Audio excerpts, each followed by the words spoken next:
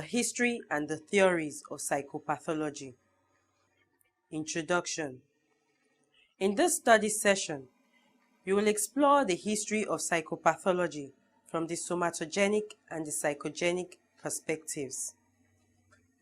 At the end of this study session, you should be able to present the history of psychopathology from the somatogenic and psychogenic theoretical perspectives. Theories on psychopathology. The study of psychopathology is an examination of why people behave, think, and feel in unusual, surprising, and even bizarre ways. The study of psychopathology is an examination of why people behave, think, and feel in unusual, surprising, and even bizarre ways. The study of psychopathology has its origin in demonology. There are two opposing theories on psychopathology: the somatogenic, which assumes that mental illnesses are due to physical malfunction, and the psychogenic, which assumes that mental difficulties are explainable in psychological terms. Various theories make assumptions about the nature of abnormal behavior, but they do not explicitly define it. The various parameters for determining abnormality of behavior are statistical, subjective distress, impaired functioning, and norm violations. Historical development of psychopathology. Somatogenic theories. 1. Demonology refers to a belief or doctrine that an autonomous evil being, such as the devil, lives within a person and controls his or her mind and body. The ancient Babylonians believed that a specific demon was responsible for each disease. Similar examples of such beliefs existed in such cultures as the ancient Chinese, Egyptians, and Greeks. For those who believed in demonology, treatment of abnormal behavior entails exorcising through flogging and starvation. 2. Hippocrates is considered as the father of modern medicine because he separated medicine from religion and superstition. He also rejected the prevailing Greek belief that God sent serious physical and mental disturbances as punishments. Hippocrates insisted that mental disturbances were naturally caused and could be naturally treated like other diseases. Hippocrates believed that the brain was the organ of consciousness, of intellectual life, and of emotion. Thus, he stated that if someone's thinking and behavior were abnormal, there must be some kind of brain pathology. Hippocrates was the earliest proponent of the view that attempted to explain abnormal behavior.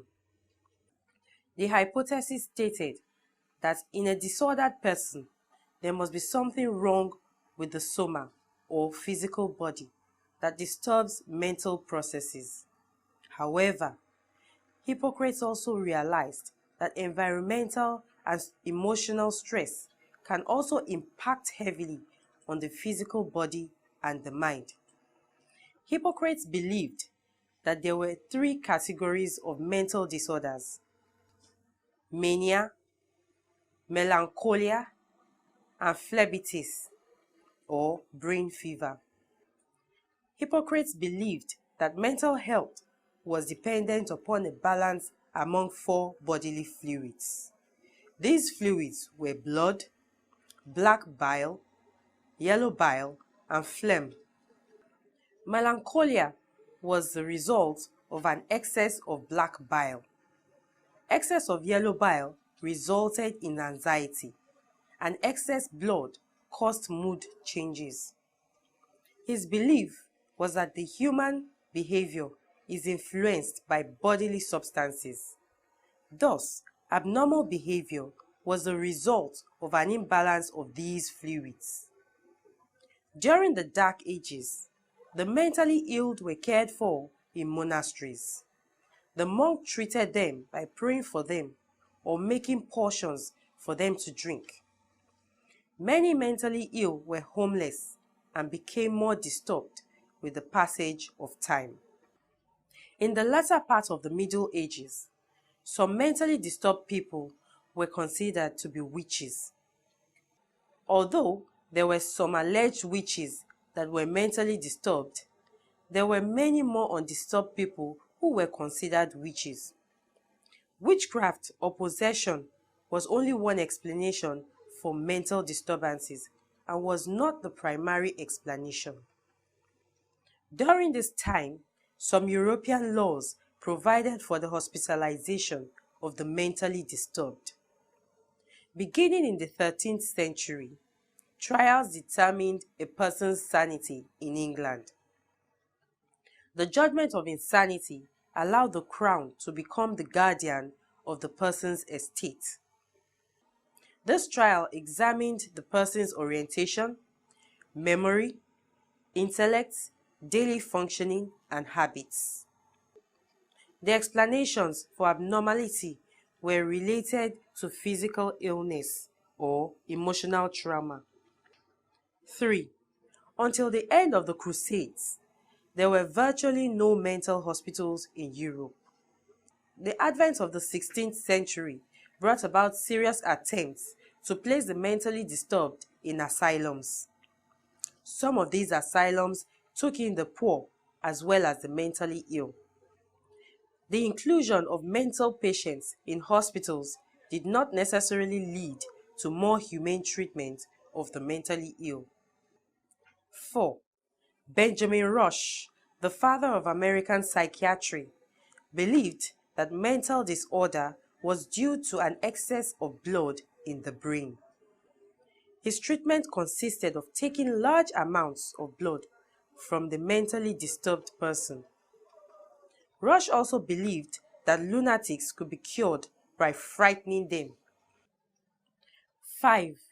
Philippe Pinel was a major figure in the movement to treat the mentally ill more humanely. He was in charge of a French asylum during the French Revolution. Pinel removed the shackles of patients and treated them as sick human beings rather than animals. Light and airy rooms replaced dangerous enclosed rooms where they were kept. Pinel thought mental patients were essentially normal people who needed treatment and compassion with dignity. He believed their reason might return to them through comforting counsel and meaningful activity. 6. Physicians advocated an empirical approach to classification and physiological causes of the underlying factors in mental disorders. A textbook of psychiatry, which was first published in 1883 by Emil Kraepelin, furnished a classification system to help establish the organic basis of mental disorders. Kraepelin found that there was a tendency for a group of symptoms referred to as syndrome to occur regularly enough to be conceptualized as having an underlying physical cause. He regarded each mental illness as unique, having its own cause, symptoms, and prognosis. Kraepelin proposed two major groups of severe mental disorders: dementia praecox and manic depressive psychosis. Dementia praecox was an initial term for schizophrenia. He thought that a chemical imbalance caused schizophrenia, and an irregularity in metabolism caused manic depressive psychosis. Kraepelin's classification system became the basis for modern diagnostic categories. Historical development of psychopathology. Psychogenic theories. 7. While most psychiatrists focused on somatogenic causes, in parts of Western Europe, some other psychiatrists believed that mental disturbances were psychogenic in origin. Psychogenic proponents argued that mental illness was attributable to psychic malfunctions. Many people at this time suffered from hysteria, now termed conversion disorders, which had no apparent physical basis. Mesmer believed that hysterical disorders were due to a specific distribution of magnetic fluid in the body. He believed that one person could influence the fluid in another person's body, causing changes in that person's behavior. Mesmer was an early practitioner of hypnosis. 8. Joseph Breuer's patient, Anna O., had many historical symptoms. She suffered from paralysis and impaired vision, hearing, and speech. Breuer hypnotized her. He succeeded in getting her to talk more freely, and upon awakening, she frequently felt better. Breuer found symptoms were relieved if the patient could remember what originally caused the symptom. This relieving of an earlier emotional trauma and the release of emotional tension was called abreaction or catharsis. Breuer's method became known as cathartic method. Summary. In this study session, we have examined the history of psychopathology. We discussed two opposing theories of psychopathology, the somatogenic and psychogenic views. The former attributes abnormality in behavior to physical malfunction. The latter attributes it to the psychological breakdown of men. End of study session 3. Thanks for listening.